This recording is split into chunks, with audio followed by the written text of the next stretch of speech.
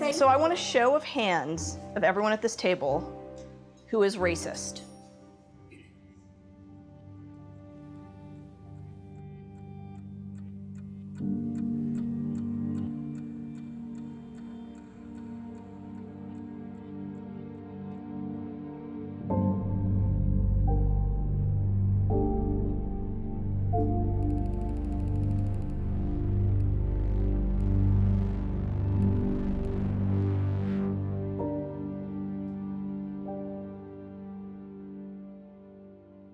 I must confess that over the past few years I have been gravely disappointed with the white moderate who is more devoted to order than to justice.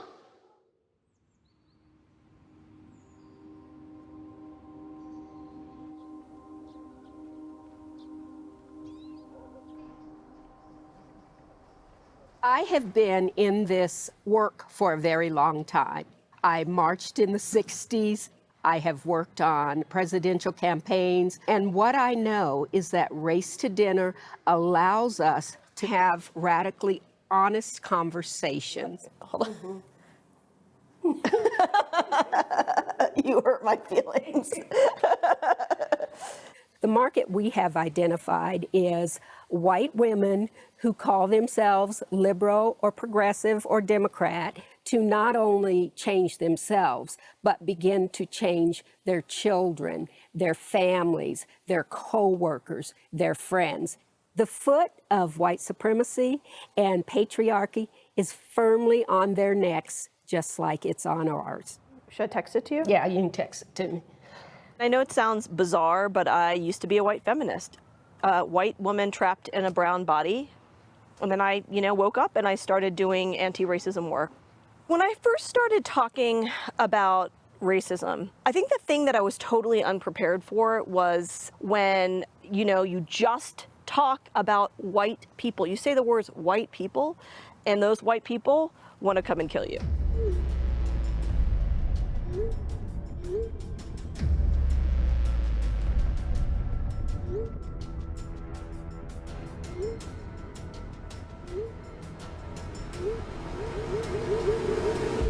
Even if it means one white woman at a time, I'm going to keep going.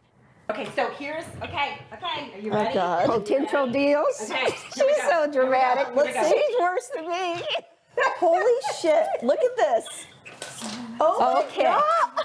I've been following Saira on social media for a long time. I wanted to be Saira's friend.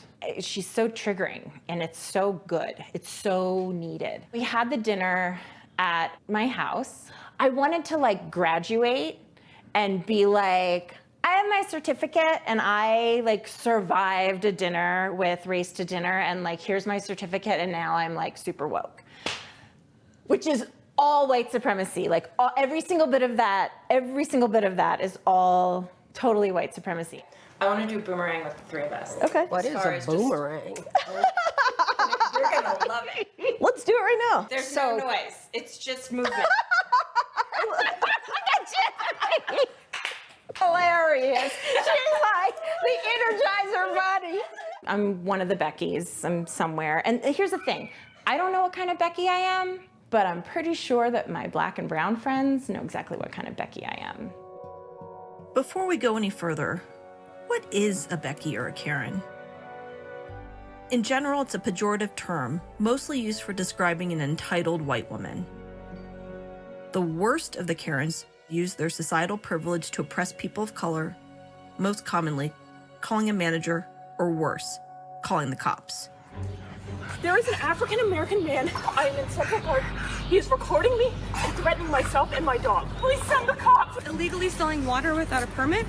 On my property. It's not your property. Hi, I'm asking you if this is your property. You're accusing me of a crime, correct? I am not a racist person. You just made a But you know racist what? comment. You need to go home. You don't know what a signal is? Guess what? Even in China, they have signal lights. I hear you have a problem with these gentlemen having a barbecue here at the lake. Why are you taking the posters down? Because all lives matter. No, she is crazy. You're crazy. I'm absolutely crazy.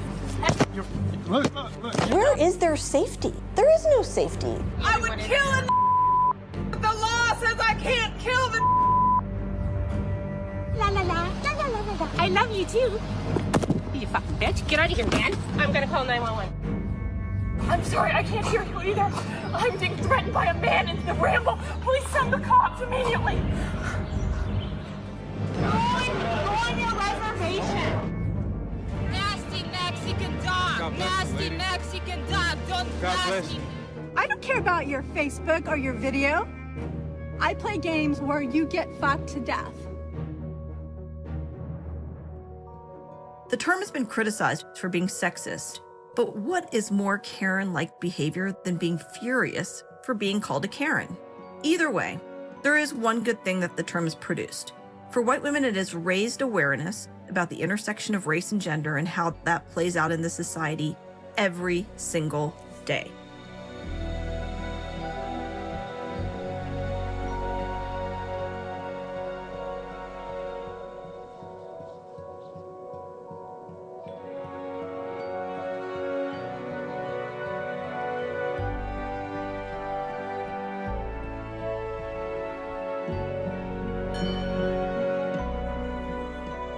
Race, it's an urgent issue, although it's one of those issues that, is anybody ever gonna come to the same place? I feel like I get discriminated against on a lot of different fronts. Maybe because I'm a female, maybe because I'm a blonde female, maybe because I drive a truck.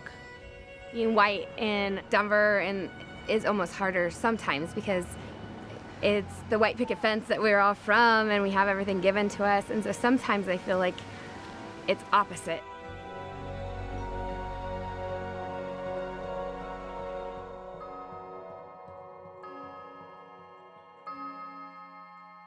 Hello. Hi, how are Hi. I'm Saira. Lori. Hey, Lori. Nice to Good to meet see you. you. Jackie, nice to meet you. Thank you all. Thank you for being here this evening. We want to have a conversation that we believe is very important.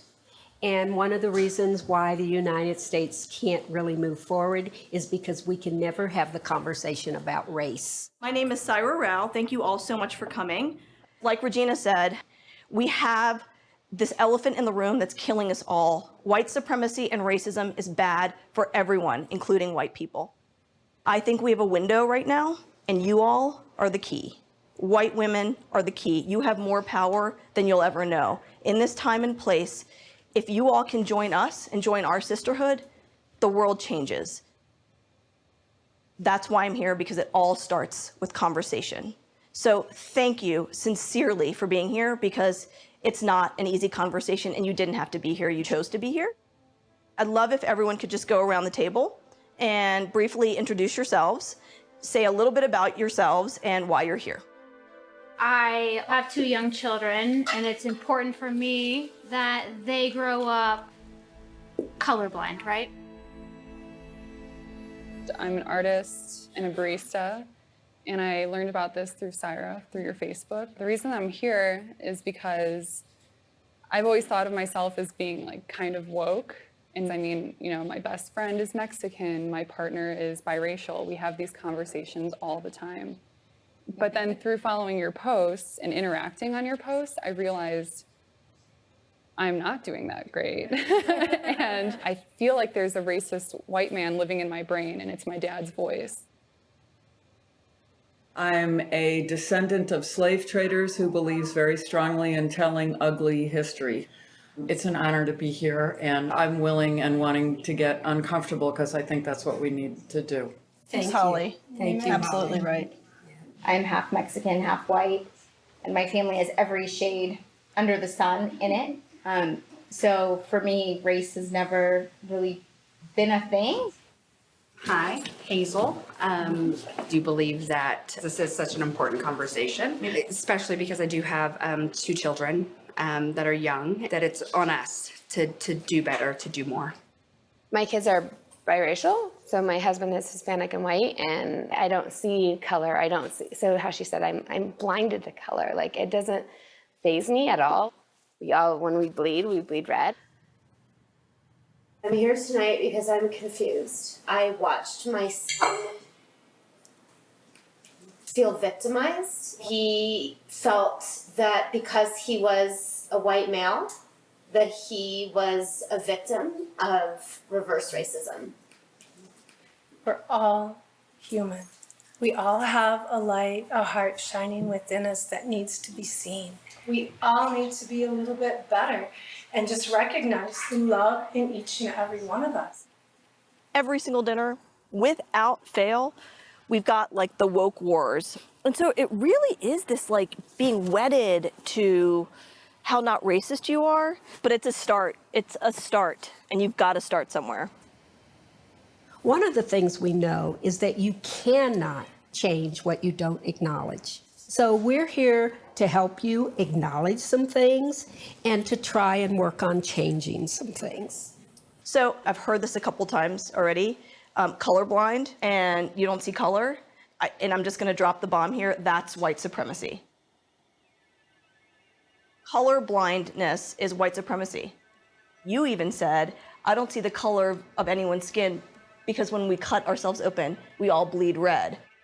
So you acknowledge that you see the red. How can you not see the color of our skin? Because to me, my husband's Hispanic. I've dated every race. It doesn't, to me, I see inside. I see your love, your morals, your values. I see what we have in common. Like my husband, we enjoy doing things together. Like the different things I don't see. Maybe like your experience in the world is different than theirs. Yeah. You walk through the world with a different experience because you are a white woman.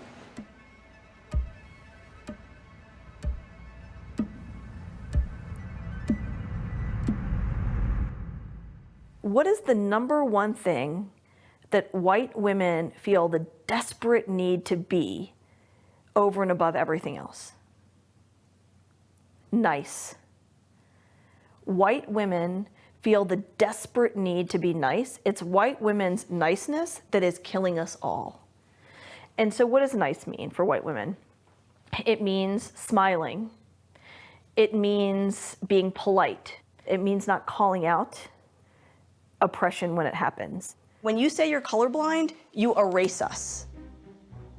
But you're not being defensive as well? I don't. We're sharing our truth. And I'm sharing my truth too. I mean, that to me is saying. We need to educate ourselves so much because we have no idea. Is that what this conversation is about? Some education? You know, change requires pain. Most people will not change until they have what I call a significant emotional event. And I also want to lay a couple of other things down. You've mentioned it and you've mentioned it. Being married to a black person or a brown person, having brown or black children does not make you impervious to racism. You cannot, frankly, fuck your way out of racism. Let me ask you a question. How many of you would trade places with a black person in this society? Raise your hand. I don't know the answer to that. Well, it's yes or no. How many of you would do it? I know I wouldn't. I mean, I dated a Hispanic, very dark. No, I'm not talking about Hispanic. The question is that I was going to have children. So I spent many years thinking of myself of having very dark-skinned children. The question is, how many of you would be willing to trade places in this society with a black person? I think I would. Absolutely. Absolutely. No. Okay. I'm not saying there's not racism. Absolutely not. It's just saying I don't see it. Yeah, but you know how racist this country is. Not to the degree that you do. Oh, no, you will never know. You know, in this country, we created the criminalization of black people. And when your skin is seen as a weapon, you're never unarmed. And that's why black boys and men and women are dying in the street with their hands up. I was born in 1950 and everything was in black and white. I am myself, now almost 70, 4 generations out of slavery. And that should tell you something. I am a mother. I have 2 adult children. I have 4 grandchildren, 11 siblings, and each of them has children.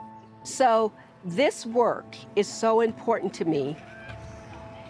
The more you think about white privilege and racism, the more you get why white people don't want to talk about it. They just want to be in denial, denial, denial. I don't think as a black person I have the luxury of sitting around and doing nothing, because the lives of my grandchildren and my children depend on me being active in this space. We have to be in this because our life depends on it.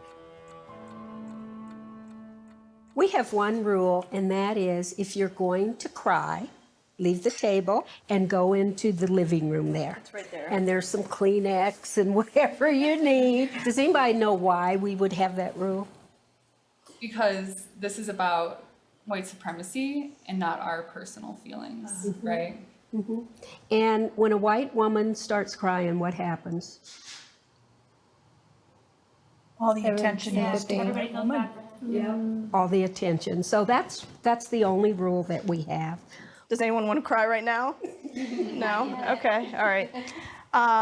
So I want a show of hands of everyone at this table who is racist.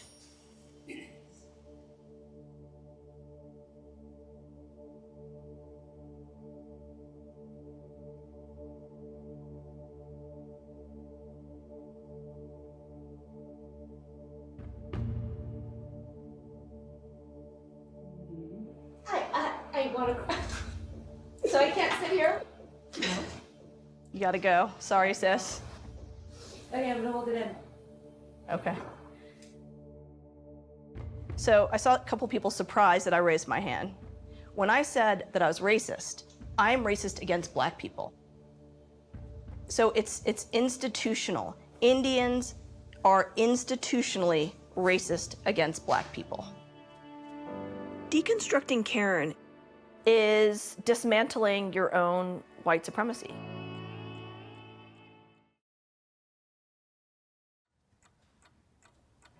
I think news, we could all agree, makes things worse than when we were younger and our age, right? No, that's not true. How does the news make things worse? Because like when I was younger, the things that were shown were not shown when I was younger. But I feel like it's more rampant now. People have a free pass to just go and be their white supremacist self on display because there's a free pass for it, in my opinion. I mean, given our current political climate and the leader of our country.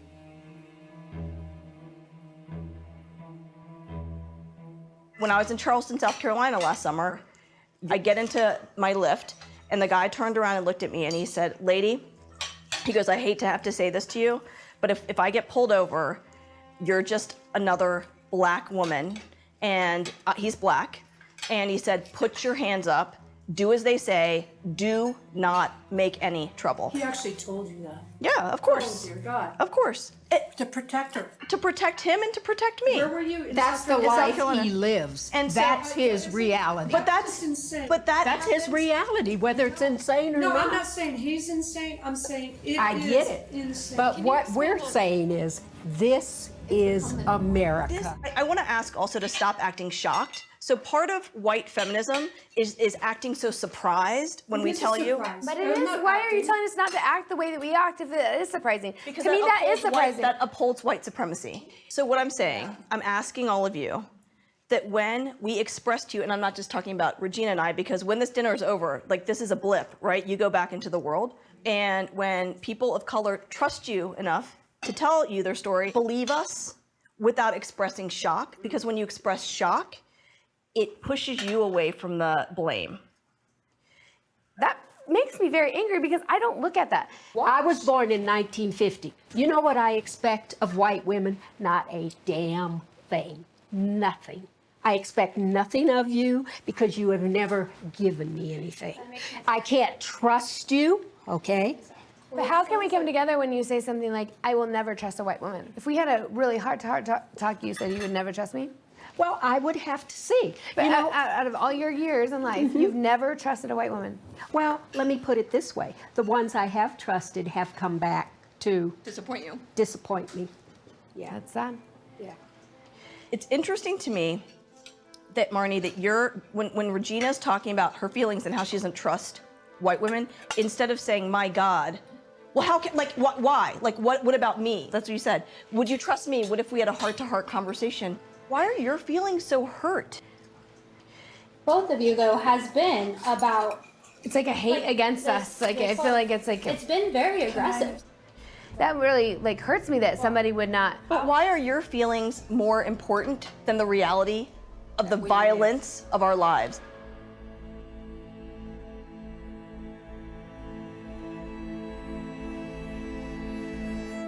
Imagine if your husband beats you and you confront him. Would you go and massage his back while you're confronting him? Or would you actually be really angry and hurt that he's been beating you? But that's where we come to when you've been a victim of abuse and white women have abused us our whole lives. Why do we have to hold your hand? Can't we just tell you, hey, you guys have hurt us. This is what you've done. Now make it right. I know Saira, and when she says she doesn't trust white women, and I consider her a friend of mine, I also understand why she doesn't trust me. I don't take that personally. And I'm asking a question on what could you do, because as a white woman, I mean, I guess it's not like... We have a lot of work to do. We have so much work to do, and so I don't take it personally, because I understand that, like, that is her life. But to say you're your friend, but she doesn't trust you is also a hard thing for me to accept, the saying, this is my friend, but she does not trust me. And also, why on earth is it about you? The fact, and also I want to come back to, why would you say that we're spewing hate? We're telling you what it's like to be us. And not everybody, you don't have to look at my color of my skin saying I'm white to not trust me. Why don't you look past that I'm white and say she's a good person? Because her entire life, we've never given her a reason to trust us. Everything is not white people. Not all white people are bad. Everything. Not every white person is bad. I think that part of what... I have this discussion with people that I know, friends, lawyers, everybody, and they'll say, well, Regina, you know, there are some good white people. And I'll go, well, what have the good white people been doing for the last 450 years? What have you been doing? Obviously, it's not enough, because nothing has changed.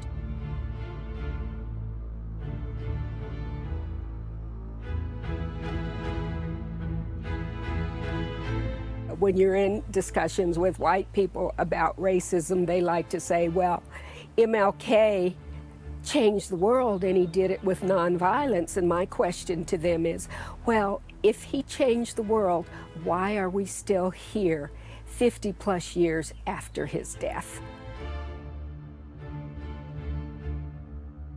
I just want you to get clear. We're trying to tell you what it's like.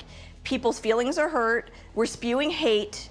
So we are trying to tell you, and the first thing that a lot of you at this table have done has been this.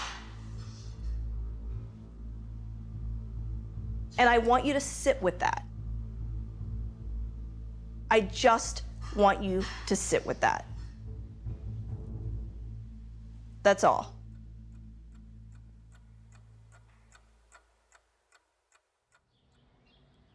Thank you. All right, have a great day. Okay. Can I have some space right now? Yeah. Thanks, bud. We have a host that was like, you know, Genevieve, this is really important to me. And hey, that's one of Desmond's paper people. Drop it. Sorry, buddy. Here you go. This is like all day long losing my train of thought. Hey, is this Shannon and Diana? Yay! I like Genevieve a lot. I think that she's extremely endearing and kind and really wants to do good. We need a white woman in that position because white women have to hear this from other white women. And I'm from New York, and I can tell you from personal experience that we need it in New York. We're not credible in some ways, and that, in a nutshell, is white supremacy. Do we have a white person ban in this country right now? Do we have a white woman ban in this country right now? Do we have a Christian ban in this country right now? Do we have a Jewish ban in this country? What ban do we have in this country right now? Muslim.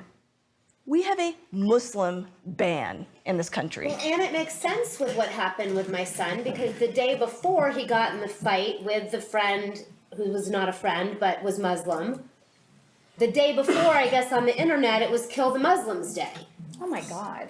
That's the thing. He didn't know about, I didn't know about, but the school knew about. So then when he got in a fight with a boy in his class who's Muslim that apparently had been going on for years, of course then my son, it makes sense. The school would be hypersensitive.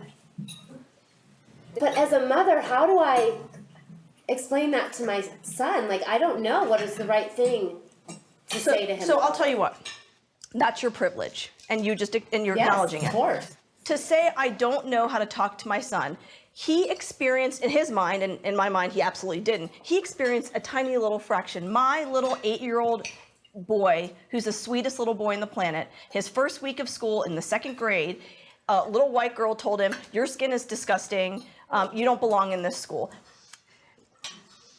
Well, how can we help our kids? How can we change it? Like, we have young children. What would you say? What do we do as parents with young children? How do we change this to not acknowledging your racism and acknowledging your white privilege and having a conversation with your kids from the time that they were little.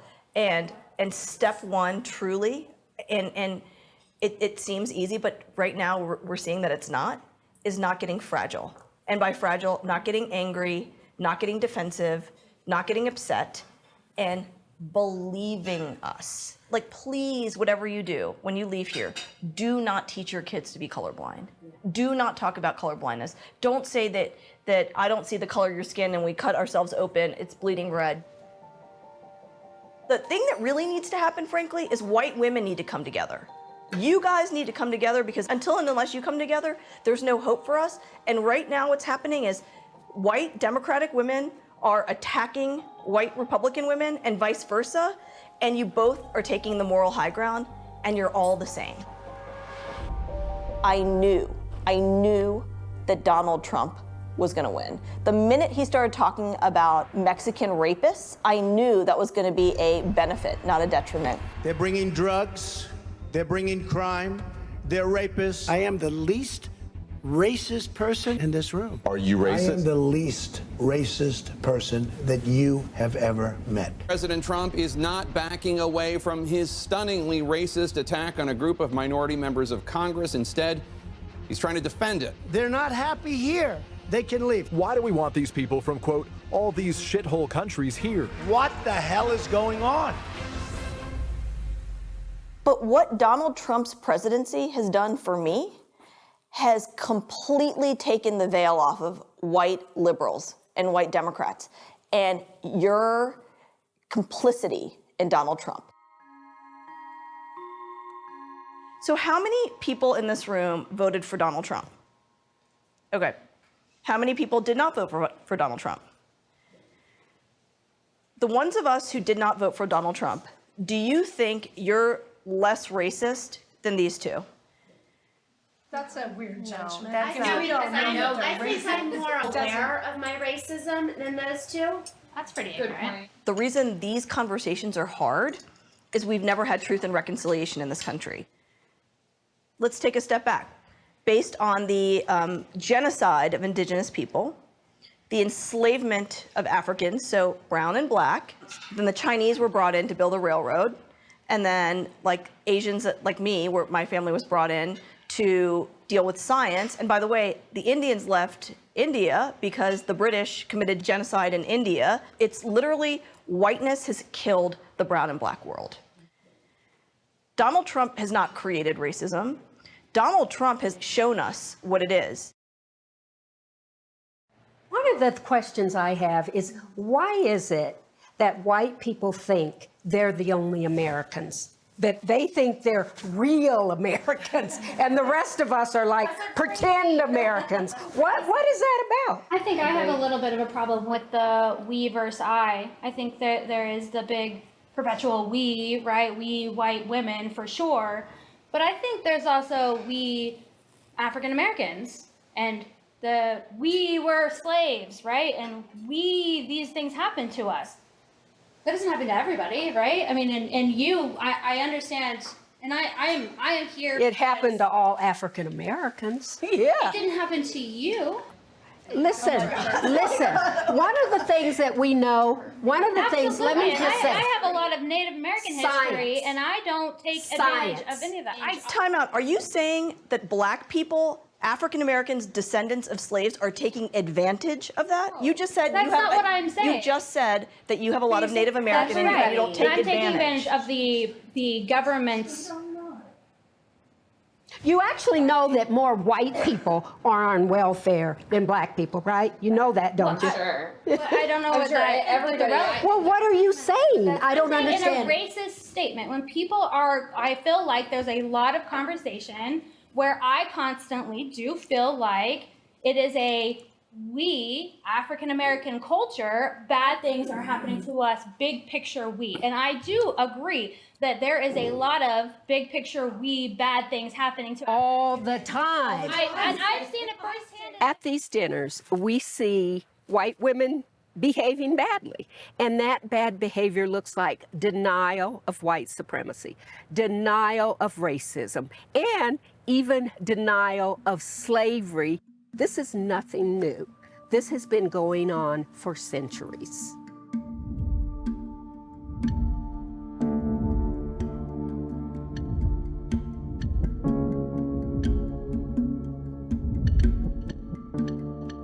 Let's go back to 1876, when a former slave owner named Lucy Foreman Harley said she was assaulted by two black men, leading to a white paramilitary mob killing as many as 100 black men, which witnesses later said was just an excuse to suppress black voters.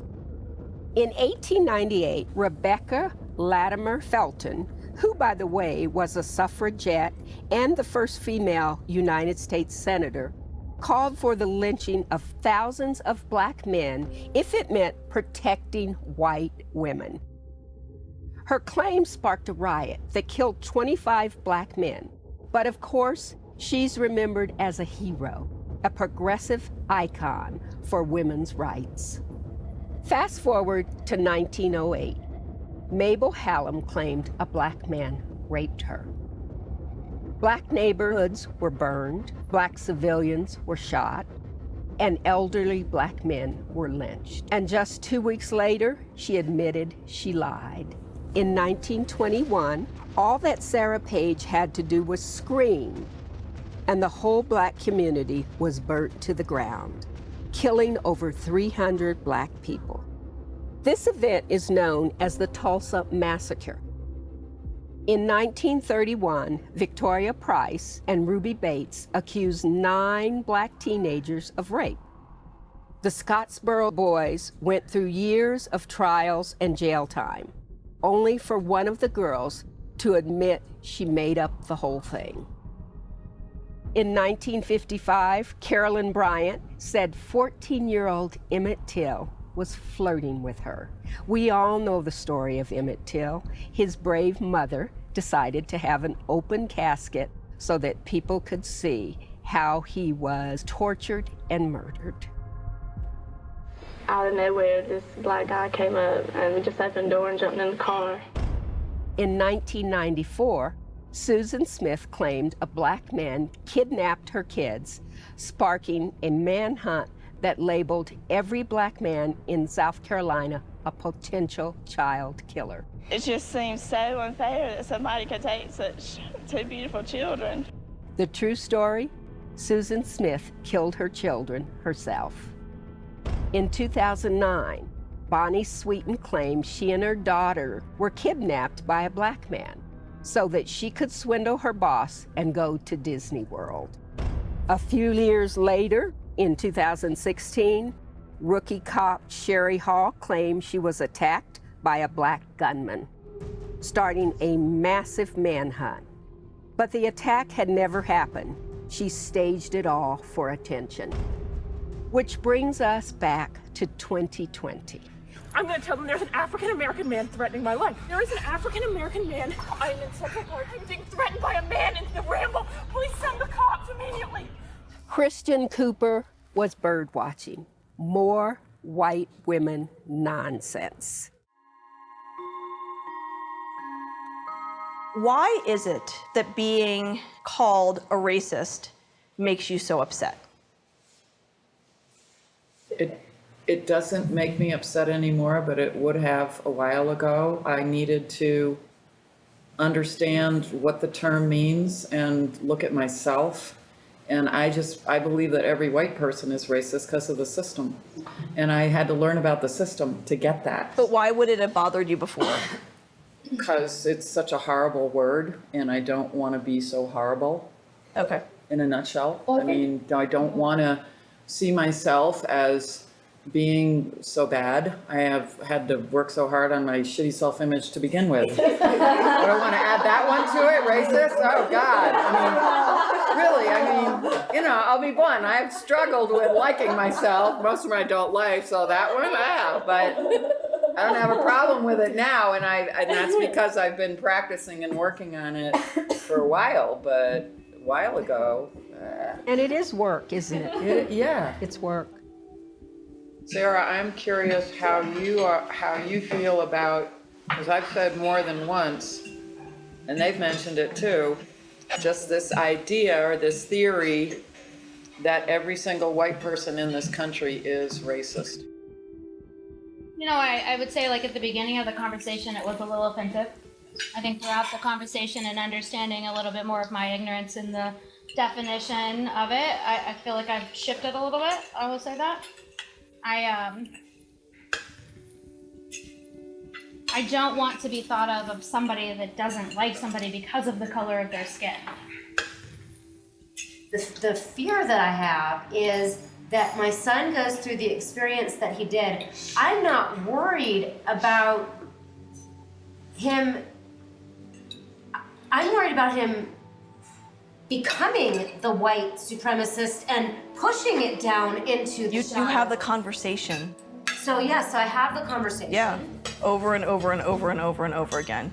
It's the first step, just like Regina always says, like, you can't change what you don't acknowledge. And the fact that you're able to acknowledge this is a big deal. It's not a small deal, it's a huge deal, because it means you're open and instead of this. And if you're open, then you can actually start like engaging and pass it along to your kids.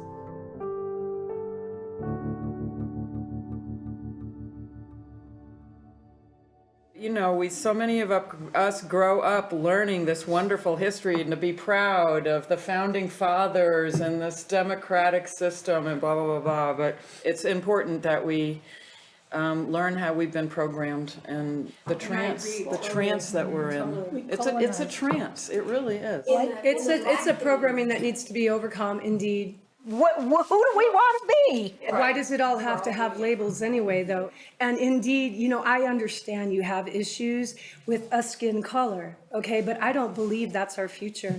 I really don't. I see it much different. I understand it's a struggle for you now. I get that. And I empathize with that. But do I love you less because you're a different color? Absolutely not. But do you realize that everything you're saying is taking away everything they just said? That is such everything you just said is such bullshit, frankly. But it is. It is. But it is. You literally erased everything this woman just said. Like everything. And you want me to apologize for that? Because really, I believe it's a real struggle. Honestly, if you're not sorry, don't apologize. No, but I at believe the same it's a time, real struggle. But I do believe there's more. But you're talking about love and about the future. She's worried that her kids are gonna die. What is love? Imagine what is love? What is that? About feeling love. We kind of had this conversation before the dinner a little bit, and I got a sense of this, is that you read the book The Secret, and you think that we can all get better lives based on good intentions. We just got to be positive and like want good for our lives. But what do you want about feeling We are telling you, and you can Google police brutality, Google ICE, Mexicans, you know, Google Muslim ban. Those are like real things. We're also anecdotally telling you things, and you keep coming back with this, frankly, BS about love being love and love trumps. Like, what do you mean by that? What I mean is that beyond the anger and the problems that we are feeling at the moment, each and every one of us, perhaps you two more at the moment, that there is something more to our beingness, and it isn't the flesh. It isn't. And beyond that, this is the evolution of all of us. I know this, and I know it sounds weird for those who aren't in that world, but we are transcending this. We are. And Sir, I just want to say it again. Saira. I really appreciate everything you're offering. What I want to hear from you is what you think is a solution. You've talked a lot, but I haven't heard, hey, this is what I want you ladies to do. Haven't I said repeatedly? Yeah, go ahead. I do want to say. I acknowledge it. I acknowledge it. But yeah, like. But I just see beyond it. Can I say one thing? Sure, I'm sorry. No. I am a liberal white woman. We are absolutely the most dangerous women out there. We are the most dangerous women that exist because we want to think that we are better, that we are good, and that we're doing is about love, and that we're gonna solve all the world's issues because we're gonna love a little more, because we're good freaking people. No. We are erasing their experiences, we are erasing their lives, we are erasing the danger that they're in because we're trying to color it and make it freaking pretty. By calling it love. By calling it love. And I'm sorry, but that is dangerous. Like, but I don't think that's what I'm doing at all. But you have done it repeatedly. Yeah. Does love save the Mexicans who are in ICE facilities? Does love save Trayvon Martin? Does love save Sandra Bland? Does love save Mustafa Ayyubi, who was assassinated in February for doing nothing? What does, you ask us, what can we do? Seriously, and we've told you at least 10 times, listen, what can we do to achieve this love of which you speak? Well, I think dropping the resistance is part of it. And dropping the resistance to what? The resistance to what? The resistance is holding you back. The resistance to what? What are we resisting? It feels like a lot. It feels like a lot. And so I don't pretend to have all the answers at all. You haven't named one thing. You said it feels like a lot. She's asked you 3 times, what are we resisting? Name one thing that we're resisting. An answer, a solution that's different than what you think it should be. You literally employ the spiritual bypassing to get around any of the pain associated with oppression. I would love to say love is love. The next time someone sends me a note telling me that they're gonna drown my daughter, I'm gonna be like, you know what? Downward dog it right now. Love is love. Love is fucking love. Seriously. So we can acknowledge, I'm going to acknowledge that, yes, after you said that, I can acknowledge, yes, I see racism in me after I've said no because of what you women have said. We have to understand where it hurts. Where hurts, hurts. And we can't take away hurt from other people. I mean, and that's where I think we have to be sympathetic at one point, too. To add to that a little bit is like, we're not dying because we're white. Right. I'm not allowed to go somewhere because I'm white. Mm-hmm. So I can say love is love because nobody says no you can't. And that's the purpose. Like people are saying you can't come here, even though we were all taught right in history that this was fixed years ago. It was fixed. And my kids, I will never know what my kids even feel like because they are part Hispanic and with Hispanic. I will never know their fear because I'm not there. I'll never know what they fear. Do you realize that in this room, the Republican that voted for Trump have listened more than you have. And she changed what she said. She said, actually, I get it. Yes. And yet you keep saying love is love. And that's why I'm saying white liberal women are the most dangerous because we think we're so good that we can't be part of the problem. So I do want to leave you with this. There's no, and I mean this sincerely, my 2 little kids are at home, my husband's at home. I'm not doing this for my health. The reason I am here is because of love. So to answer your question repeatedly, it is because of love. The work that I do is because of love. Everything I do is because of love. And by showing you my pain, I have opened myself up so greatly to take more and more and more abuse. And why? Because I actually believe in you. Sincerely, at the bottom of my heart, I believe that you all can wake up just like I did. You can deprogram yourself just like you did. Still working on it. Over the course of one dinner, Marnie, you are able to even slightly open the window. I am more hopeful than you will ever know. This should be an indication of the amount of love that I have and the amount of hope that I have. And I have expectations still. Regina doesn't, and you're still here. So why don't you? Got something. Anyway, do not expect it to be easy, because it's not going to be easy. You're going to question everything you ever learned. You know, it's hard. It's hard work, and everything worth having is hard. So who in this room, raise your hand if you're a racist? Dang! Woo! We did it! Thank you. Thanks, guys. Thank you.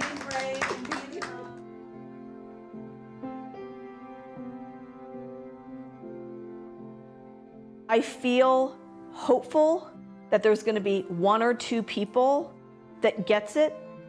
I can guarantee you, I know this for a fact, they haven't forgotten. And they're thinking about this every single day. And even if one of them comes out of this in however amount of time and starts down the path, that's a win too. What our job is, I think, a huge part of our job, white people, is to help other white people wake up with us. I think the triggering process for many white women in a race to dinner setting can override the ability to just take a moment and go, wait a minute, I need to sit with this. Because we're so trained to, my reaction is right. As white people, it's like it's our white world. What I took away was just being able to recognize how white women react to being confronted on their racism. The defensiveness, the crying, the I don't see color, though we all bleed red, or just like using people of color in their lives to justify that they're not a racist. So those tools I think I learned from Race to Dinner. When we were leaving that night, I was feeling sad because I realized how much more work we have to do. To undo systemic racism and misogyny is not, I don't even know if it's something I'm gonna see in my lifetime, quite frankly. The first thing that I did when I came home is I made a post on my Facebook, and I acknowledged where I see the racism in my own life and thought beliefs. I thought I was already aware of my racism, but what I didn't see was how unconsciously white supremacy lives within me and the true impact of it. What I saw as a result of that conversation was that as a white woman, I am the worst kind of dangerous if I don't wake up to see what's true here and use my power and privilege to take action. I saw that white supremacy is not just a construct of the alt-right, but something that lives within all of us, and mostly unconscious to those who want to believe it's all love and light.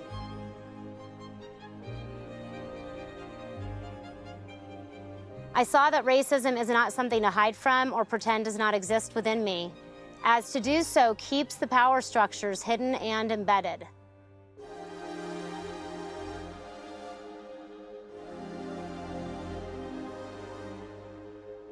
I'm exceedingly grateful to Saira Rao and Regina Jackson for their willingness to show up, educate, and put their lives at risk to do it.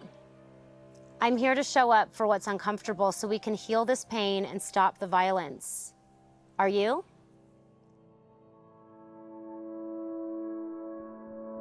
Kung flu, the Chinese virus. Protesters have taken to the streets around the world. So is this the moment when the United States and others recognize the pain of the past, that Black Lives Matter, and reimagine their countries on new values? White supremacy is the most lethal terrorist threat to the homeland today. Now's our opportunity to make some real progress. I have my liquor bar right behind me in case I need to take a drink. We got lots of people coming on.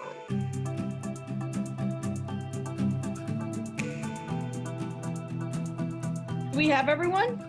Yes? Okay, cool.